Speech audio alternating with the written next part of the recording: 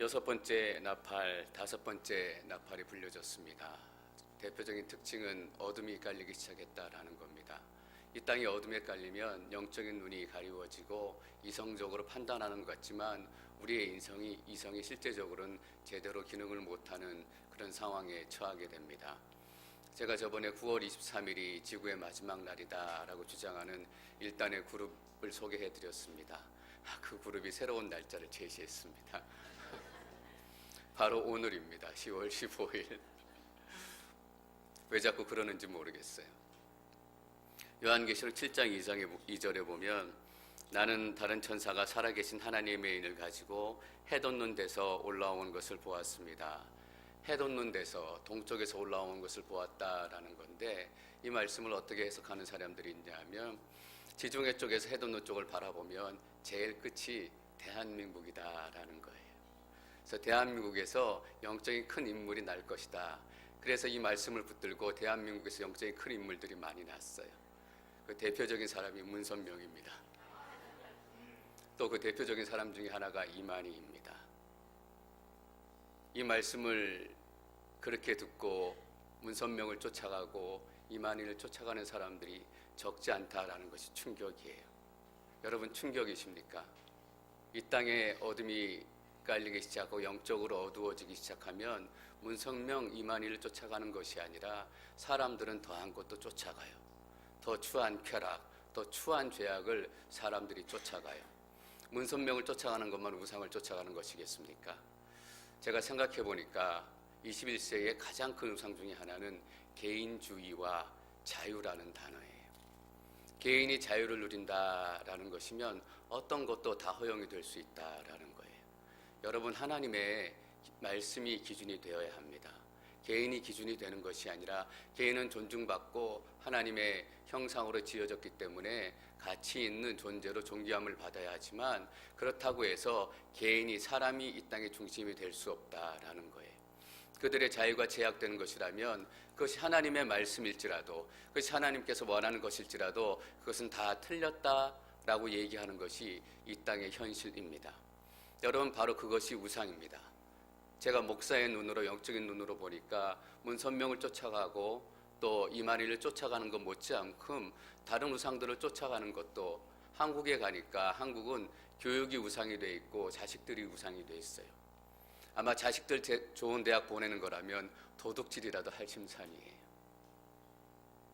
그렇게 자식을 쫓아가는 것, 아름다운 부모의 사랑이라는 그 모습을 가지고 있지만 하나님의 모습으로 자라지 않기 때문에 속상해하는 것이 아니라 사실 부모들의 마음을 잘 들여다보면 내가 원하는 대로 자라지 않기 때문에 내가 원하는 대로 변하지 않기 때문에 내가 화내고 속상해야 할 때가 너무나 많다라는 거예요. 여러분 물론 우리의 그런 모습들을 문선명, 이만희하고 단순히 비교하는 것이 기분 나쁠지 모르겠어요. 근데 영적으로 보면 다 같은 우상이다라는 거예요. 메뚜기 떼가 어둠 속에서 올라와서 우리의 영혼을 갉아먹고 우리의 생각을 갉아먹기 시작하면 하나님의 말씀이 옳은지 내 자유가 옳은지 진정으로 판단하기 어려워집니다. 10월 15일이 틀렸다, 문선명이 틀렸다라는 것은 우리가 너무나 명확히 알고 있습니다. 그러나 그건 못지않게 우리 삶의 여러 가지 모습으로 우리의 삶을 흔들고 있는 것들, 또 우리 삶 안에 들어와 있는 우상들을 우리가 과감하게 깨뜨려야 될 줄 믿습니다. 10장 1절 말씀 읽겠습니다. 10장 1절 시작.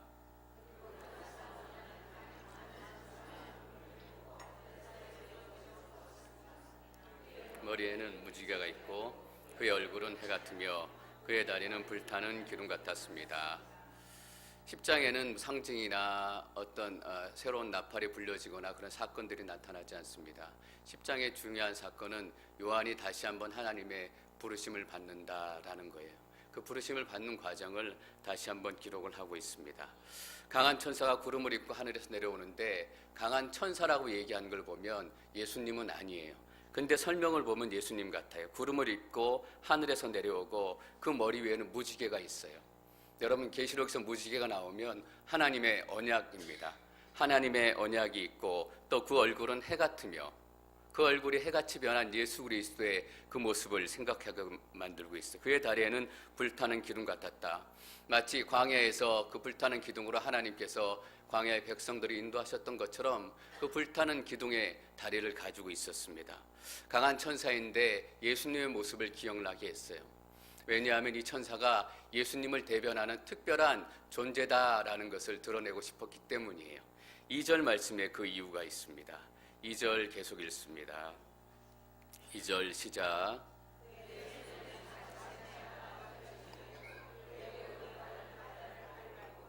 그 왼발은 땅을 디디고 있었습니다. 그 강한 천사가 작은 책 하나를 손에 들고 있습니다. 이 작은 책은 어떤 책이었는가? 보좌에 앉으신 이의 오른손에 들려있던 책이었어요. 7개의 인으로 봉해져 있었기 때문에 아무도 그 인을 뗄 자가 없어서 사도 요한이 울고 있었을 때 죽임 당한 것 같은 어린 양이 그 책을 받아들어서 7개의 인을 다 뗐어요. 그래서 그 열린 책이 바로 이 책이에요. 예수님이 가지고 계시던 그 책을 이 강한 천사가 받아들고 오는 거예요. 그리고 또 하나의 설명이 있습니다. 작은 책 하나가 펼쳐져 있고 그의 오른발은 바다를 밟고 있고 그의 왼발은 땅을 디디고 있습니다. 여러분, 바다와 땅은 지금 로마 제국이 통치를 하고 있습니다. 로마 제국이 통치를 하고 있을 뿐만 아니라 계시록 13장에 가면 이 바다와 땅에서 두 짐승이 나와서 성도들을 괴롭히고 마지막 때를 더 촉진시키는 그런 역할을 해요. 그때 교회는 이 짐승들과 본격적인 영적인 싸움을 하게 될 것이고 이 짐승들이 참 두려운 모습으로 나타나게 될 거예요. 그 본격적인 영적인 전쟁을 앞두고 하나님께서는 우리가 깨닫기를 원하시는 거예요. 그 바다와 땅을 밟고 있는 건 누구예요? 강한 천사의 발이에요. 다시 한번 말씀드리면 예수 그리스도께서 그 땅과 바다를 밟고 계신다라는 거예요. 마치 어둠이 덮고 있고 어둠의 세력이 통치하고 있는 것 같은 이 땅과 바다이지만 실상은 하나님께서 이 땅의 주인 되시고 하나님께서 이 땅을 통치하고 계신다라는 것을 다시 한번 선포하고 계십니다. 여러분, 우리가 많은 전쟁을 만나게 되고 또 많은 영적인 전쟁에서 두려운 시간들을 보내게 될지도 몰라요. 그때 저는 여러분들이 이 강한 천사의 모습을 다시 한번 기억하시기를 축원합니다. 로마 왕이 다스리고 있는 것 같은, 로마 황제가 떵떵거리고 다스리고 있는 것 같은 땅과 바다, 누가 다스리고 있어요? 하나님께서, 예수 그리스도께서 권능으로 발로 그 땅과 바다를 밟고 계신다라는 거예요. 여러분, 영적인 전쟁은 우리가 승리하게 될 것입니다. 이 땅이 아무리 어두울지라도 빛 대신 예수 그리스도께서 이 땅을 그 발로 밟고 계시는 한 우리는 영적인 전쟁에서 실패하지 않을 거예요.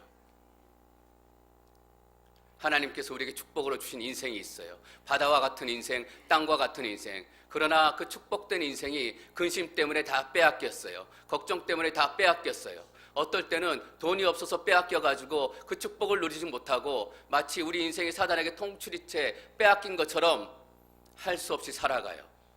여러분, 이 위로의 말씀을 여러분들 기억하시기를 축원합니다. 빼앗기지 않았다라는 거예요. 우리의 인생은 절대로 사단에게 빼앗긴 인생이 아니라 하나님께서 통치하시고 하나님께서 주장하시는 축복된 인생이 될 줄 믿습니다. 여러분, 근심에 붙들리지 마세요. 두려움에 붙들리지 마세요. 제가 지난 한 주 동안 감기 때문에 많이 앓았어요. 감기 때문에 앓고 보니까 하나 깨달은 게 있어요. 감기 걸리지 말아야 되겠다. 힘들어가지고 제법 고생했어요. 감기 걸려갖고 골골하고 힘을 못 쓰니까 영적으로 자꾸 다운되는 거예요. 영적으로 자꾸 다운되니까 어떤 생각이 드냐 하면, 하나님, 제가 목회 잘 할 수 있을까요? 목회는커녕 신앙생활 잘 할 수 있을까요?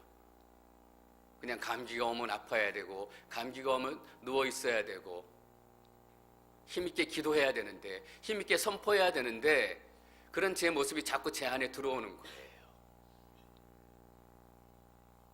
여러분, 그런 나약한 인생에 근심에 사로잡히지 않고 두려움에 사로잡히지 않고 다시 한번 하나님의 말씀을 이렇게 담대하게 선포할 수 있도록 만드신 분이 누구신가? 한 발로는 바다를 딛고 서 있고 한 발로는 땅을 딛고 서 있는 예수 그리스도의 능력과 영광입니다. 여러분들을 붙들고 있는 두려움들은 다 떠나가게 될 것입니다. 여러분들을 붙들고 있는 육신의 아픔도 다 떠나가게 될 것입니다. 우리는 로마 황제에 귀속된 노예가 아니에요. 3절, 4절 말씀 읽습니다. 3절과 4절 시작.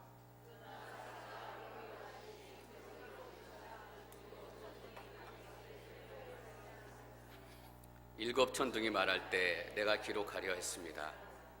하늘에서 나는 음성을 들었는데 일곱 천둥이 말한 것을 봉인하고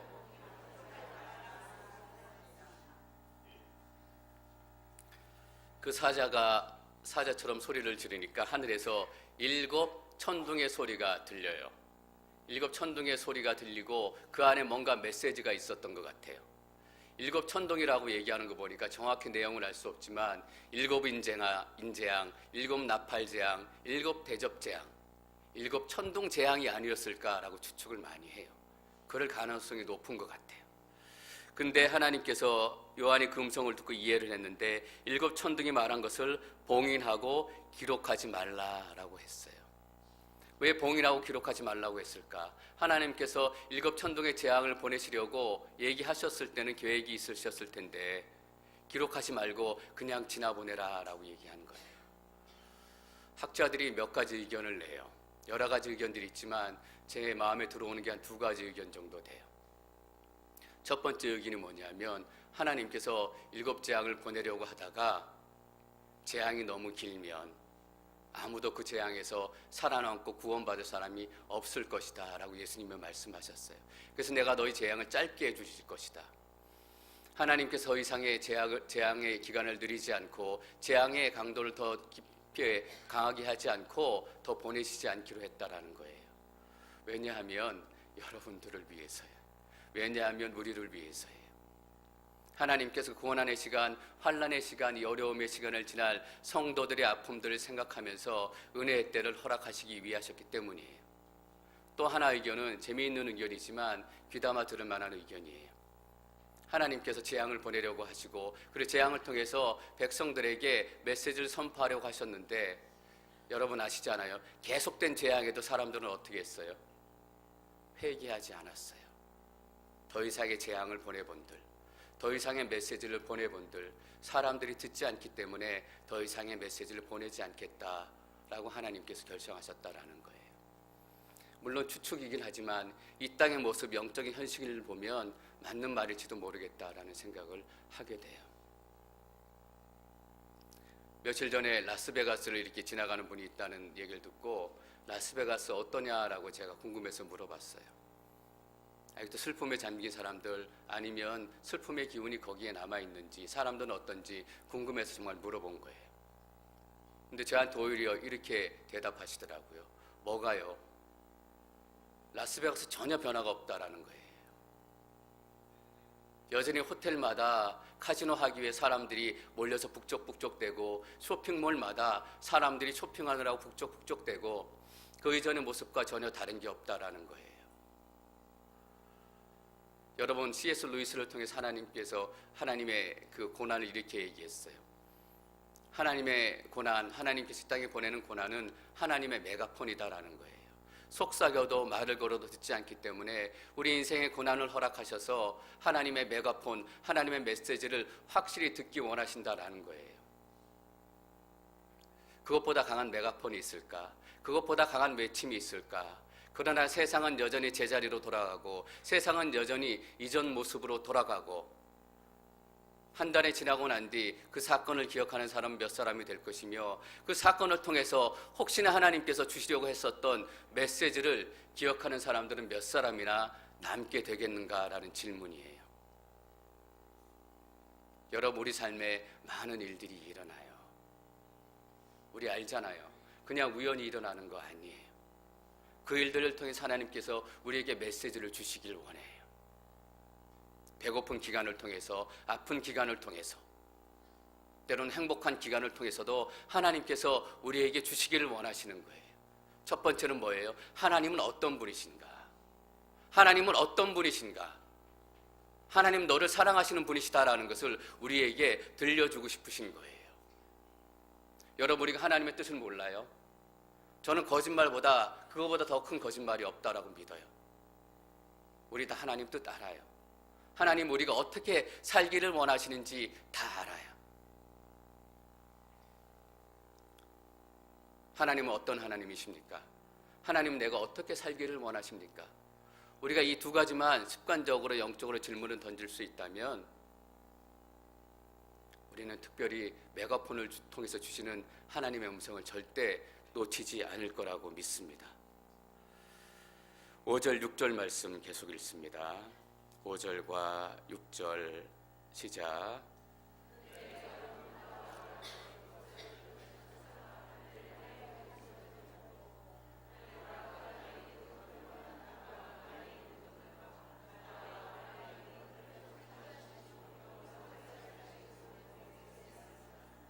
더 지체하지 않을 것이다. 그 천사가 하늘을 향해서 오른손을 들고 살아계신 하나님 아버지, 창조주 하나님 아버지라고 외치며 맹세하는 게 있는데 뭐냐 하면 더 지체하지 않을 것이다. 여러분, 하나님께서 더 지체하지 않으신대요. 왜 하나님께서 더디오실까? 하나님께서 지체하실까라는 생각을 가신 분이 있다면 이 메시지가 던져지기 전에, 내가 더 지체하지 않을 것이다 라는 메시지가 우리 삶에 던져지기 전에 바로 지금이 하나님 앞에 예배해야 될 때라고 믿습니다. 바로 지금이 하나님 앞에 기도해야 될 때라고 믿습니다. 종말할 때에만 이런 메시지가 던져질까요? 우리 삶의 어떤 순간에도 하나님께서 더 지체하지 않으실 것이다 라고 선포하실 때가 있을지 모르겠어요.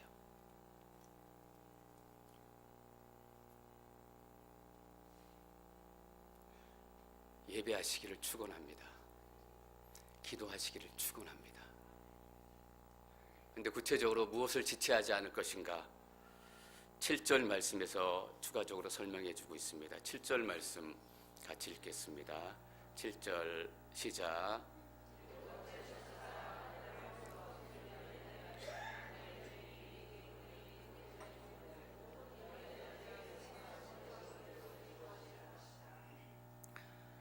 뭐가 지체하지 않을 것이냐 하면 하나님의 비밀이 선포하신 대로 이루어질 것이다. 하나님의 비밀이라고 얘기할 때 여러 가지 의미를 가지고 있는데 가장 중요한 의미 중에 하나는 복음입니다. 복음만큼 하나님의 큰 비밀이 없습니다. 하나님께서 복음을 통해서 그 주신 약속, 선포하셨던 그 약속을 이루실 것이다. 어떻게? 이제는 지체하지 않고. 여기서 선포하다라는 말은 복음을 선포하다라는 얘기예요. 여러분, 복음의 비밀은 무엇입니까? 십자가입니다. 십자가를 통해서 구원을 이루신다라는 거예요. 죽음을 통해서 구원을 이루신다라는 거예요. 여러분, 로마 제국을 어떻게 엎을 수 있어요? 이 어두운 세상을 어떻게 바꿀 수 있습니까? 로마 제국처럼 힘을 기르고 재력을 모으고 군사력을 모아서 로마 제국을 엎는 것이 아니라 많은 사람들이 그렇게 생각했을지도 모르겠어요. 그러나 로마 제국이 어떻게 변화되었는지 우리가 너무나 잘 알고 있습니다. 로마 제국은 믿음의 순교자들을 통해서 변화되었던 거예요. 믿음을 가지고 죽었던 사람들, 죽음 앞에서도 복음을 포기하지 않았던 사람들이 있기 때문에 로마 제국이 변해지고, 여러분, 그 죽음 때문에 이 사도 요한의 계시록이 21세기 2000년이 지나서 앵커리지 온누리 교회에서 선포되고 있는 줄 믿습니다. 여러분, 죽어야 살아나요. 이것이 복음의 메시지이고 이것이 십자가의 메시지입니다. 우리 교회가 왜 변하지 않을까? 앵커리지가 왜 변하지 않을까? 우리가 죽지 않았기 때문이에요. 죽음은 변해요. 교회에 와서 죽어야 되는데 교회에 와서 다 내가 살려고 해요. 내가 인정받아야 되고 내 자리가 있어야 되고.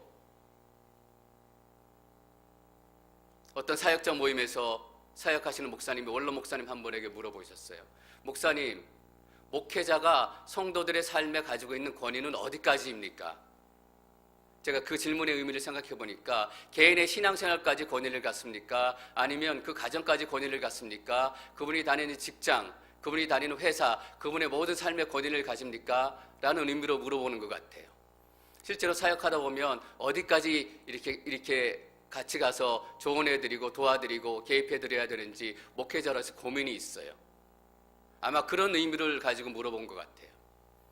근데 그 원로 목사님 뭐라고 대답하셨냐면, 목회자는 교인들의 삶에 아무 권위를 가지고 있지 않습니다. 장로도 교인들의 삶에 아무 권위를 가지고 있지 않습니다.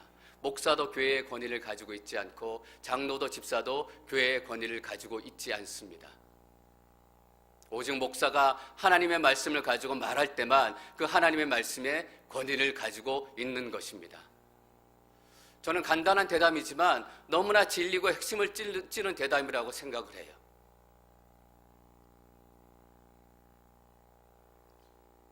제가 말씀으로 얘기하지 않으면 저는 여러분의 삶에 어떤 권위를 가지고 있지 않아요. 여러분도 마찬가지예요. 누구도 이 교회에 와서 어떤 권위를 찾을 수 없다라는 거예요. 내가 죽으면. 설거지할 때 남들이 하기 전에 제가 몇 번 이런 분 봤어요. 설거지 하는데 내 순위 담당이 아니더라도 그 설거지하는 분들이 많지 않고 또 어르신들이 설거지하고 있으면 본인이 해당되는 그 차례가 아니더라도 들어가서 같이 설거지하고 도와주고 매번마다 그런 분들이 몇 분 계시더라고요. 그분들을 보면 제가 기분이 좋아지고 그 순이 기분이 좋아지고, 그래서 보는 분마다 아, 저렇게 섬겨야 되겠다. 이제 양규석 집사님하고 안미라 집사님께서 떠나셨잖아요. 저하고 개인적인 친분이 있기 때문에 사실 제가 계시는 동안 많이 조심했어요. 두 분에 대해서 말하는 것도 그렇고 두 분하고 같이 있는 것도 그렇고 혹시라도 오해를 받을까 싶어서. 이제 떠나셨으니까 제가 이제 한마디 할 수 있잖아요. 많은 분들이 두 분의 오셔 섬기는 모습을 보고 동일하게 하시는 얘기가 그거예요. 교회를, 성도를 어떻게 섬기는지 봤다라는 거예요. 나도 그동안 교회를 섬기고 성도님들을 섬긴다라고 했는데 두 분의 섬기는 모습을 보니까 저렇게 섬겨야 되겠구나. 나도 저렇게 섬기고 싶다. 본질은 뭐예요? 두 분이 죽었다라는 거예요. 어떤 보상을 바라고, 어떤 보상을 바란다면 그렇게 살지 못해요. 그냥 교회이기 때문에, 그냥 두 분이 앵커리지에 제가 왔고 앵커리지 온누리 교회가 있기 때문에 2년을 시간 내서 오신 거잖아요. 그냥 섬기고 가신 거예요.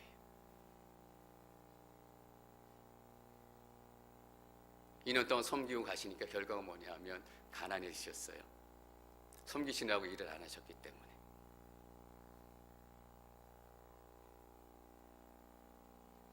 여러분, 이것이 하나님의 비밀이고 복음의 비밀이다라고 저는 믿습니다. 선포하신 대로 언제 십자가의 능력으로, 나의 죽음의 능력으로 내 가정이 바뀔까? 내 나라가 바뀔까? 내 교회가 바뀔까? 여러분, 내가 죽으면 내 가정이 바뀝니다. 내가 죽으면 교회가 바뀌고 공동체가 바뀌기 시작합니다. 이제 지체하지 않고 하나님께서 십자가의 능력을 다 이루시겠다라고 말씀하시는 것입니다. 8절, 9절 말씀 읽겠습니다. 10절까지 읽겠습니다. 8절부터 10절 시작.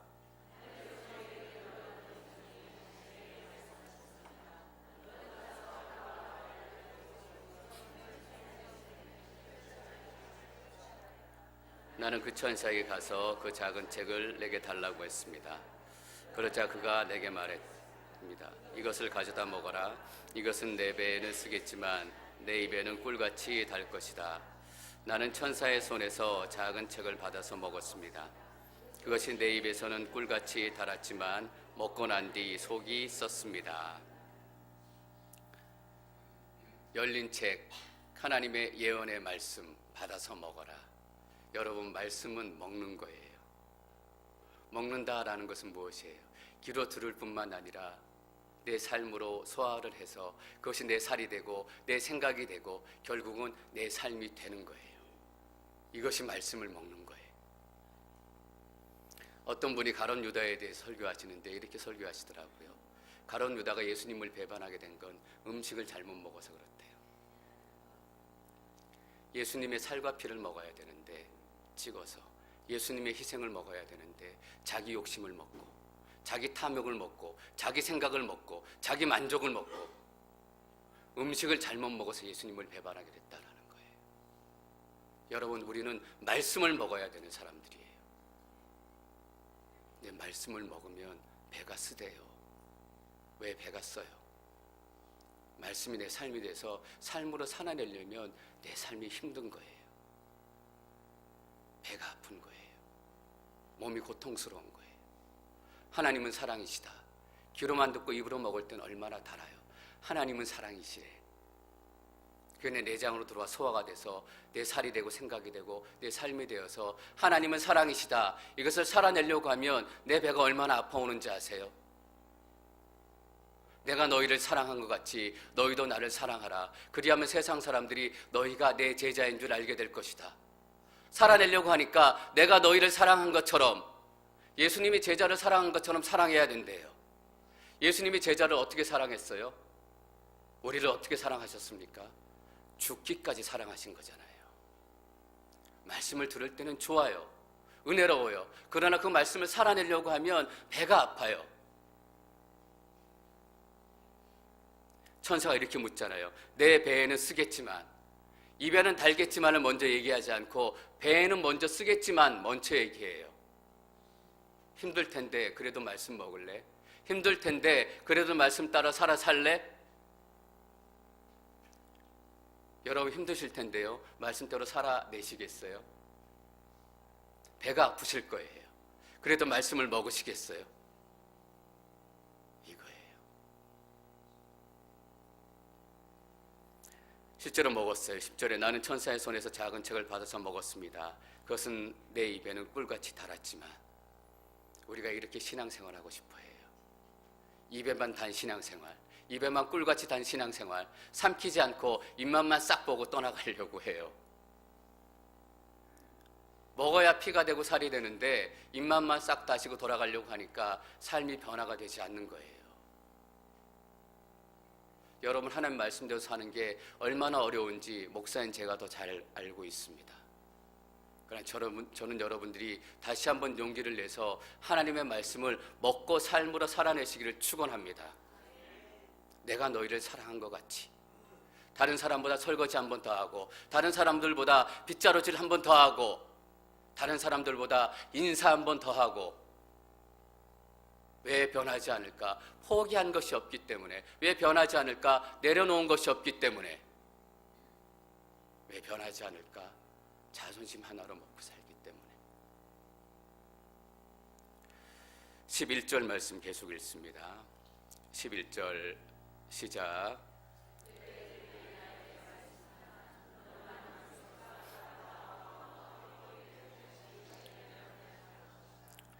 다시 예언해야 할 것이다. 사도 요한은 계속 예언하고 있었어요. 계속 예언할 거예요. 근데 이 작은 책을 먹고 배에 쓰고 이 경험을 한 다음에 하나님 다시 한번 물어보세요. 다시 예언해야 할 것이다. 왜 다시 부르세요? 배에 쓴데 계속 예언할 수 있겠느냐라고 물어보시는 거예요. 다시 예언해야 할 것이다 라는 것은 어떤 의미예요? 처음과 같은 마음으로 다시 시작해라 라는 거예요. 지치기도 하고 포기하기도 하고 두려워서 도망가고 싶었을지도 모르겠어요. 다시 예언해야 할 것이다. 여러분, 기도하는 게 힘들고 지치시죠? 기도 제목 안 이루어지니까 기도 그만할까? 그냥 기도하는 척만 할까? 다시 기도해야 할 것입니다. 여러분, 시간마다 예배하기 쉽지 않아요. 그냥 대충 있다 가고 싶어요. 그러나 저는 여러분들이 다시 예배하시기를 축원합니다. 믿음을 계속 지키며 살아내기가 쉽지 않아요. 다시 믿음의 자리로 돌아가시기로 축원합니다. 하나님께서 여러분들에게 그 능력 부어주실 줄 믿습니다. 포기하지 마십시오. 하나님께서는 여러분들을 택하셨기 때문에 여러분들이 다시 예언할 수 있도록, 다시 기도할 수 있도록, 다시 찬양할 수 있도록 힘과 능력을 부어주실 줄 믿습니다.